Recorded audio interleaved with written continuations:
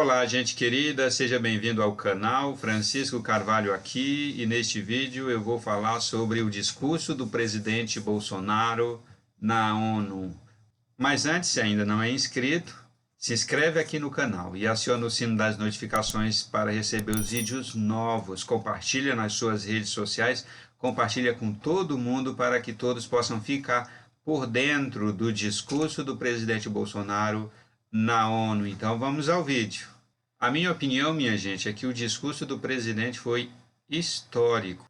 O evento aconteceu na terça-feira, dia 22, e chocou muita gente. O presidente não mediu palavras e falou um monte de coisa, e falou muitas coisas legais. Entre os assuntos que o presidente falou foi o assunto do coronavírus, da crise mundial, da cloroquina, a falácia sobre as queimadas na Amazônia, no Pantanal. O presidente também falou da economia. O presidente também falou que o Brasil é um país cristão e conservador e tem na família a sua base. Isso também eu gostei demais quando ele disse ao mundo inteiro que o Brasil é um país cristão, que o Brasil é um país conservador, que o Brasil é um país que tem a família tradicional como sua base. Volkan Bozkır, senhor secretário-geral da ONU, Antônio Guterres, a quem tenho a satisfação de cumprimentar em nossa língua-mãe. Chefes de Estado, de governo e de delegações, senhoras e senhores. É uma honra abrir essa Assembleia com os representantes de nações soberanas, no momento em que o mundo necessita da verdade para superar seus desafios. A Covid-19 ganhou o centro de todas as atenções ao longo deste ano e, em primeiro lugar, quero lamentar cada morte ocorrida. Desde o princípio, alertei em meu país que tínhamos dois problemas para resolver: o vírus e o desemprego, e que ambos deveriam ser tratados simultaneamente e com a mesma responsabilidade. Por decisão judicial, todas as medidas de isolamento e restrições de liberdade foram delegadas a cada um dos 27 governadores das unidades da federação. Ao presidente, coube envio de recursos e meios a todo o país.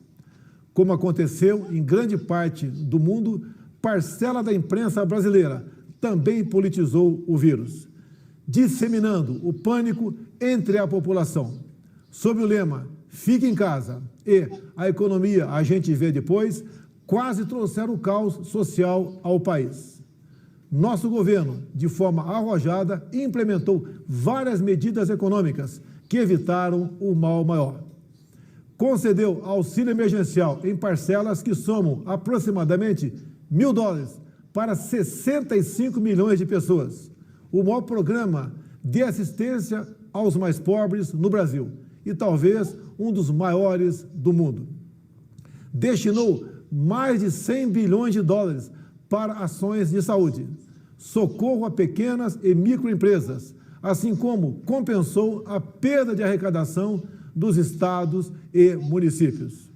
Assistiu a mais de 200 mil famílias indígenas com produtos alimentícios e prevenção à Covid. Estimulou, ouvindo profissionais de saúde, o tratamento precoce da doença. Destinou $400 milhões para pesquisa, desenvolvimento e produção da vacina de Oxford no Brasil. Não faltaram nos hospitais os meios para atender aos pacientes de Covid. A pandemia deixa a grande lição de que não podemos depender apenas de umas poucas nações para a produção de insumos e meios essenciais para a nossa sobrevivência. Somente o insumo de produção de hidroxicloroquina sofreu um reajuste de 500% no início da pandemia. Nesta linha, o Brasil está aberto para o desenvolvimento de tecnologia de ponta e inovação, a exemplo da indústria 4.0, da inteligência artificial, nanotecnologia e da tecnologia 5G, com quaisquer parceiros que respeitem nossa soberania, prezem pela liberdade e pela proteção de dados. No Brasil, apesar da crise mundial, a produção rural não parou. O homem do campo trabalhou como nunca, produziu, como sempre, alimentos para mais de 1 bilhão de pessoas. O Brasil contribuiu para que o mundo continuasse alimentado. Nossos caminhoneiros, marítimos, portuários e aeroviários mantiveram ativo todo o fluxo logístico para distribuição interna e exportação. Nosso agronegócio continua pujante e, acima de tudo, possuindo e respeitando a melhor legislação ambiental do planeta. Mesmo assim, somos vítimas de uma das mais brutais campanhas de desinformação sobre a Amazônia e o Pantanal. A Amazônia brasileira é sabidamente riquíssima. Isso explica o apoio de instituições internacionais a essa campanha escorada em interesses escusos que se unem a associações brasileiras, aproveitadoras e patrióticas, com o objetivo de prejudicar o governo e o próprio Brasil. Somos líderes em conservação de florestas tropicais. Temos a matriz energética mais limpa e diversificada do mundo. Mesmo sendo uma das 10 maiores economias do mundo, somos responsáveis por apenas 3% da emissão de carbono. Garantimos a segurança alimentar a 1/6 da população mundial, mesmo preservando 66% de nossa vegetação nativa e usando apenas 27% do nosso território para a pecuária e agricultura, números que nenhum outro país possui. O Brasil desponta como o maior produtor mundial de alimentos e, por isso, há tanto interesse em propagar desinformações sobre o nosso meio ambiente. Estamos abertos para o mundo naquilo que melhor temos para oferecer, nossos produtos do campo. Nunca exportamos tanto. O mundo cada vez mais depende do Brasil para se alimentar. Nossa floresta é úmida e não permite a propagação do fogo em seu interior. Os incêndios acontecem praticamente nos mesmos lugares, no entorno leste da floresta, onde o caboclo e o índio queimam seus roçados em busca de sua sobrevivência em áreas já desmatadas. Os focos criminosos são combatidos com rigor e determinação. Mantenho minha política de tolerância zero com o crime ambiental. Juntamente com o Congresso Nacional, buscamos a regularização fundiária, visando identificar os autores desses crimes. Lembro que a região amazônica é maior que toda a Europa Ocidental. Daí a dificuldade de combater não só os focos de incêndio, mas também a extração ilegal de madeira e a biopirataria. Por isso, estamos ampliando e aperfeiçoando o emprego de tecnologias e aprimorando as operações interagências, contando, inclusive, com a participação das Forças Armadas. O nosso Pantanal, com área maior que muitos países europeus, assim como a Califórnia, sofre dos mesmos problemas. As grandes queimadas são consequências inevitáveis da alta temperatura local, somada ao acúmulo de massa orgânica em decomposição. A nossa preocupação com o meio ambiente vai além das nossas florestas. Nosso Programa Nacional de Combate ao Lixo no Mar, um dos primeiros a serem lançados no mundo, cria uma estratégia para os nossos 8.500 quilômetros de costa. Nessa linha, o Brasil se esforçou na COP25 em Madrid para regulamentar os artigos do Acordo de Paris que permitiriam o estabelecimento efetivo do mercado de carbono internacional. Infelizmente, fomos vencidos pelo protecionismo. Em 2019, o Brasil foi vítima de um criminoso derramamento de óleo venezuelano, vendido sem controle, acarretando severos danos ao meio ambiente e sérios prejuízos nas atividades de pesca e turismo. Entretanto, as regras de proteção ambiental devem ser respeitadas e os crimes devem ser apurados com agilidade, para que agressões como a ocorrida contra o Brasil não venham a atingir outros países. Não é só na preservação ambiental que o país se destaca. No campo humanitário e dos direitos humanos, o Brasil vem sendo referência internacional pelo compromisso e pela dedicação no apoio prestado aos refugiados venezuelanos, que chegam ao Brasil a partir da fronteira no estado de Roraima. A Operação Acolhida, encabeçada pelo Ministério da Defesa, recebeu quase 400 mil venezuelanos deslocados devido à grave crise política e econômica gerada pela ditadura bolivariana. Com a participação de mais de 4 mil militares, a Força-Tarefa Logística Humanitária busca acolher, abrigar e interiorizar as famílias que chegam à fronteira. Como um membro fundador da ONU, o Brasil está comprometido com os princípios basilares da Carta das Nações Unidas: paz e segurança internacional, cooperação entre as nações, respeito aos direitos humanos e às liberdades fundamentais de todos. Nesse momento em que a organização completa 75 anos, temos a oportunidade de renovar nosso compromisso e fidelidade a esses ideais. A paz não pode estar dissociada da segurança. A cooperação entre os povos não pode estar dissociada da liberdade. O Brasil tem os princípios da paz, cooperação e prevalência dos direitos humanos inscritos em sua própria Constituição e, tradicionalmente, contribui, na prática, para a consecução desses objetivos. O Brasil já participou de mais de 50 operações de paz e missões similares, tendo contribuído com mais de 55 mil militares, policiais e civis, com participação marcante em Suez, Angola, Timor-Leste, Haiti, Líbano e Congo. O Brasil teve 2 militares premiadas pela ONU na missão da República Centro-Africana pelo trabalho contra a violência sexual. Seguimos comprometidos com a conclusão dos acordos comerciais firmados entre o Mercosul e a União Europeia e com a Associação Europeia de Livre Comércio. Esses acordos possuem importantes cláusulas que reforçam nossos compromissos com a proteção ambiental. Em meu governo, o Brasil, finalmente, abandona uma tradição protecionista e passa a ter, na abertura comercial, a ferramenta indispensável de crescimento e transformação. No meu primeiro ano de governo, concluímos a reforma da Previdência e, recentemente, apresentamos ao Congresso Nacional 2 novas reformas: a do sistema tributário e a administrativa. Novos marcos regulatórios em setores-chave, como o saneamento e o gás natural, também estão sendo implementados. Eles atrairão novos investimentos, estimularão a economia e gerarão renda e empregos. O Brasil foi, em 2019, o 4º maior destino de investimentos diretos em todo o mundo. E, no primeiro semestre de 2020, apesar da pandemia, verificamos um aumento de ingresso de investimentos em comparação com o mesmo período do ano passado. Isso comprova a confiança do mundo em nosso governo. A liberdade é o bem maior da humanidade. Faço um apelo a toda a comunidade internacional pela liberdade religiosa e pelo combate à cristofobia.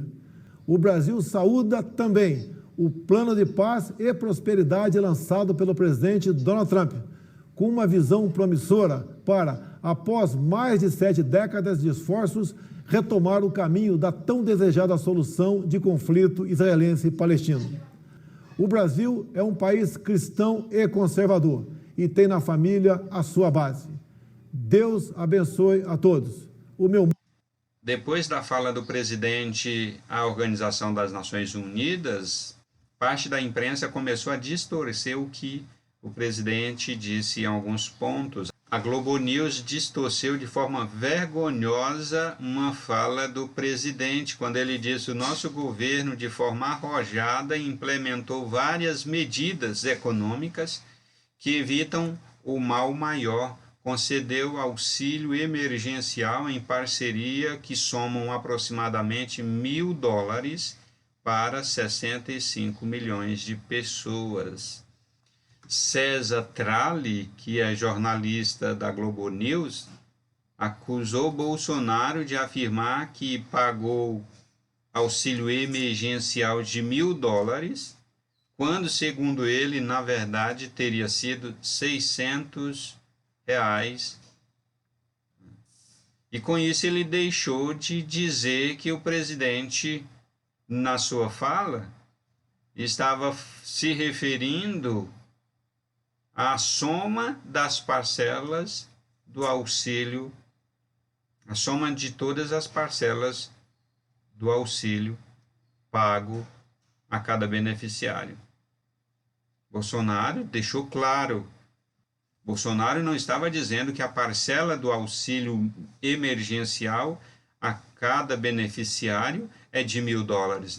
Não foi isso que Bolsonaro disse. Ele não falou isso. O jornalismo militante, a imprensa do ódio, distorce sempre as falas do presidente. E aqui a Globo News, nesse ponto, quis abertamente, deliberadamente, distorcer o que o presidente disse. O que o presidente falou é que a soma de todas as parcelas chega a aproximadamente $1.000. Em alguns casos, a soma das parcelas chegam a muito mais do que $1.000, muito mais. Vamos ouvir o que a Globo News disse. Que sem qualquer compromisso com a verdade, Bolsonaro afirma que pagou auxílio emergencial de $1.000 aos brasileiros, quando na verdade o auxílio foi de R$600. Nosso governo, de forma arrojada, implementou várias medidas econômicas que evitaram o mal maior.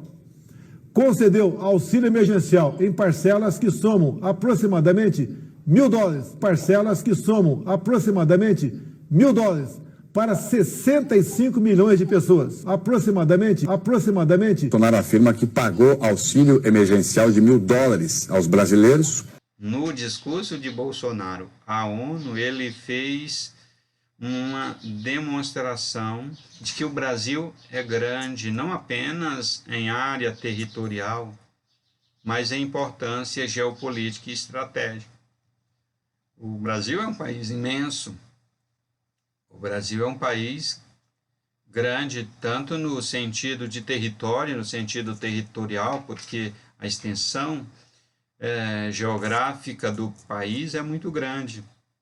Mas o país também é muito rico em geopolítica, é rico em riquezas naturais, é rico na flora, na fauna, é rico na agroindústria, no agronegócio. A aliança com os Estados Unidos vai possibilitar que todos, em um futuro próximo, se lembrem desse momento pré e pós-pandemia, em que o mundo poderia ter mudado o rumo e caído nas mãos dos globalistas e da tirania esquerdista, não fosse a ação contundente de dois homens que são considerados homens briguentos, mas eles são corajosos, eles são destemidos, eles teimam em atrapalhar tudo. Eu estou falando de Donald Trump e Jair Messias Bolsonaro. Esses dois homens são a grande barreira dos globalistas, são a grande barreira desta tirania esquerdista. Esta é a verdade, minha gente, esta é a realidade. Trump e Bolsonaro são a pedra no sapato dos globalistas, dos esquerdistas. Eles odeiam estes dois homens, Bolsonaro e Trump. Mas são justamente estes dois presidentes que Deus levantou para conter, para barrar as ações dos globalistas e dos esquerdistas no mundo. Depois do discurso do presidente na ONU, lá na frente do Palácio da Alvorada, ele foi enfático ao rebater as críticas da mídia do ódio, ao seu pronunciamento no evento das Nações Unidas. Ele mandou uma palavra enfática ao dizer que se a mídia está criticando é porque o discurso foi bom. No pronunciamento, o presidente afirmou que parcela da imprensa brasileira politizou o vírus e disseminou o pânico. Como eu vi isso acontecer, como eu vi a mídia politizando o vírus, como eu vi as pessoas com medo, as pessoas que assistiam e ainda assistem esta mídia disseminadora de pânico e disseminadora da politização do vírus. Como eu vi as pessoas assustadas, muita gente assustada. E o tempo todo eu trabalhei para acalmar as pessoas, pedindo para que elas não assistissem jornais da Globo e o jornalismo de outras TVs abertas que não falavam de outra coisa, mas principalmente a Globo. O tempo todo só falava no vírus, que o vírus está matando e o vírus matou e está aumentando o número de mortos. Disseminou medo, pânico, terror na população. Eu vi isso acontecer e eu trabalhei demais para acalmar as pessoas e dizer: não é bem isso que está acontecendo, não é bem assim, vamos acalmar, vamos tranquilizar, confie em Deus, tenha fé. E depois, daqui a algum tempo, nós vamos constatar, vai estar bem estampado como foi esta politização do vírus. E o presidente no discurso falou sobre o lema "fique em casa", e a economia a gente vê depois, quase trouxeram o caos social ao país. É verdade, isso que o presidente falou é verdade. O "fique em casa", a economia a gente vê depois, da Rede Globo, quase trouxeram caos ao nosso país. É o trabalho da Globo, disseminar, fomentar em seus noticiários para que o Brasil vá de mal a pior. Porque a Globo faz jornalismo em cima do caos, para depois vender as suas narrativas, vender o seu jornalismo. Como já era de se esperar, o presidente da República não iria deixar de defender o seu país. É isto que eu gosto no presidente. Eu gosto muito quando ele defende o país. Verdadeiro patriota defende o país. Quem não é patriota denigre o país lá fora para as nações. O patriota, o verdadeiro patriota, defende o seu país. É isso que o presidente faz, ele defende o seu país. Eu vejo tantos políticos aí denegrirem o país. O presidente da República, Jair Messias Bolsonaro, ele defende o nosso país com toda a garra, com toda a coragem e ousadia. E neste discurso que o presidente fez, um discurso forte, um discurso impactante, que é característico do presidente, ele acabou com a falácia dos oportunistas sobre a floresta amazônica. Como eu gostei do presidente ter falado sobre a Amazônia. Somos vítimas de uma das mais brutais campanhas de desinformação sobre a Amazônia e o Pantanal. Muito corajoso, muito ousado o presidente falar essas coisas. A melhor legislação ambiental do planeta. Mesmo assim, somos vítimas de uma das mais brutais campanhas de desinformação sobre a Amazônia e o Pantanal. A Amazônia brasileira é sabidamente riquíssima. Isso explica o apoio de instituições internacionais a essa campanha escorada em interesses escusos que se unem a associações brasileiras, aproveitadoras e patrióticas, com o objetivo de prejudicar o governo e o próprio Brasil. Somos líderes em conservação de florestas tropicais. Temos a matriz energética mais limpa e diversificada do mundo.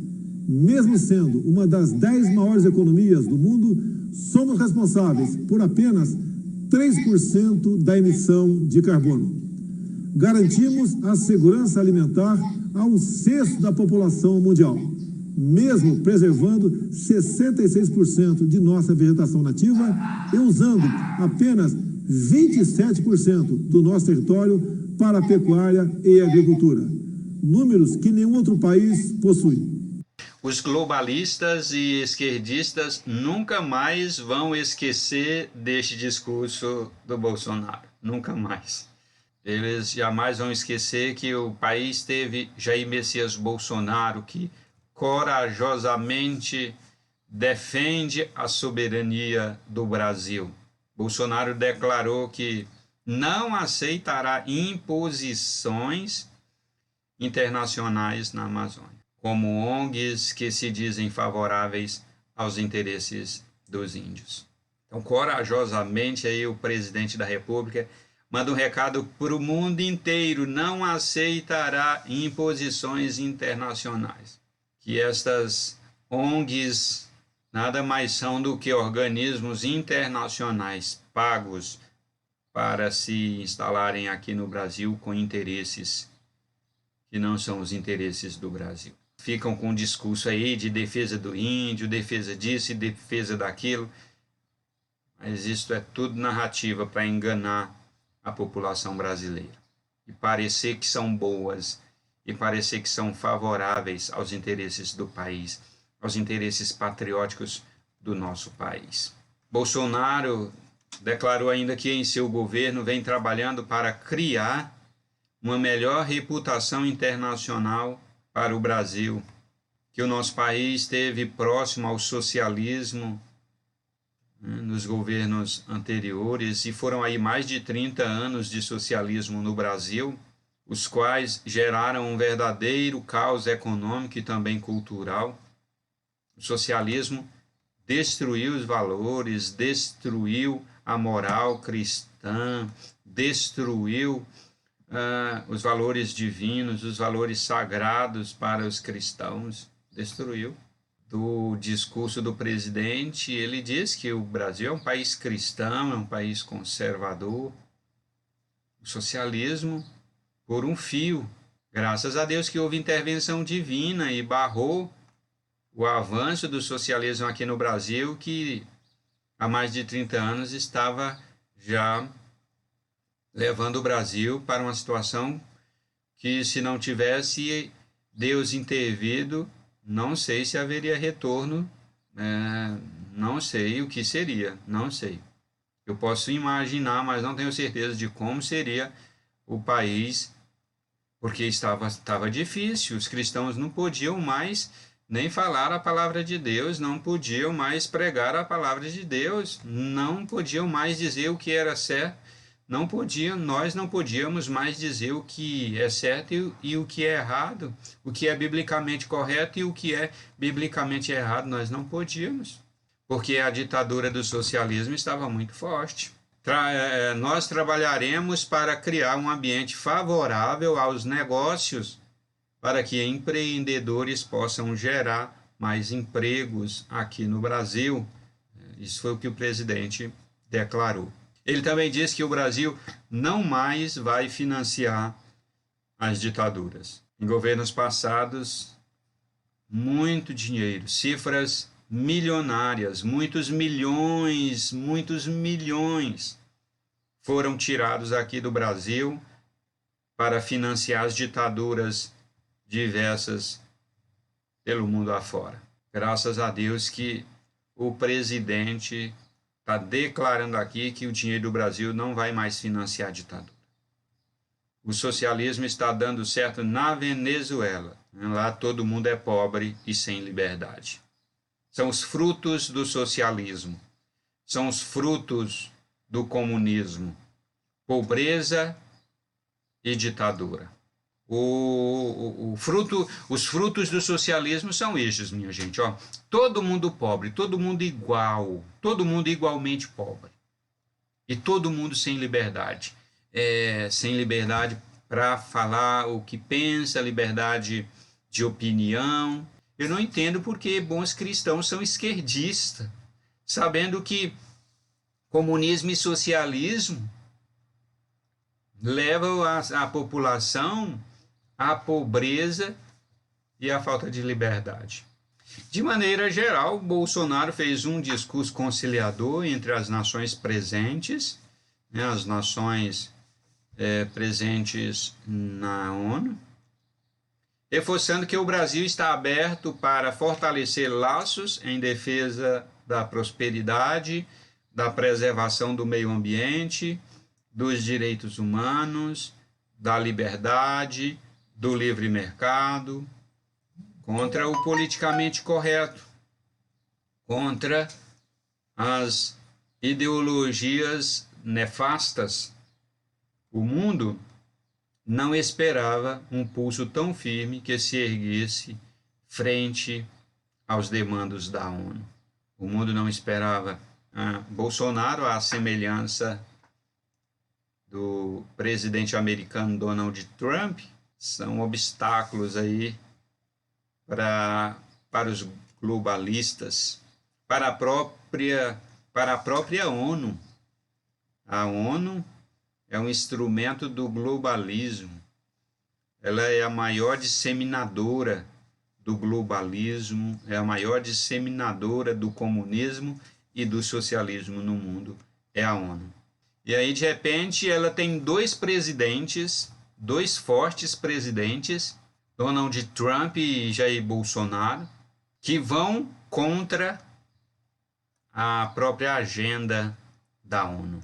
Isso é muito bom, é bom de ver os dois dentro da ONU batendo de frente com ela, com os interesses dela, com a agenda dela. Isso é muito bom de ver. E então, gente querida, caminhando para o final deste vídeo, eu termino com a fala final do presidente. Bem no finalzinho mesmo, ele disse: o Brasil é um país cristão e conservador e tem na família a sua base. É muito bom ouvir que o nosso presidente diz ao mundo inteiro que o Brasil é um país conservador, é um país cristão, é um país que tem a família como a sua base. O discurso do presidente da República, Jair Messias Bolsonaro, na abertura deste evento da ONU, foi arrasador. Os globalistas, os socialistas, os esquerdistas estão aí contrariados da vida, estão inventando um monte de mentira, estão até agora atordoados e vão continuar assim por muitos dias e vão continuar mentindo e produzindo mentira, que é o que eles sabem fazer bem, produzir narrativas mentirosas. Então, gente querida, se você gostou deste conteúdo, se você gostou deste vídeo, dá o seu like, dá o seu joinha, ajuda o canal, compartilha com seus amigos, compartilha bastante nas suas redes sociais e aproveita para fazer o seu comentário aqui no campo dos comentários, tá bom? Valeu muito, valeu demais e a gente vai se ver no próximo vídeo.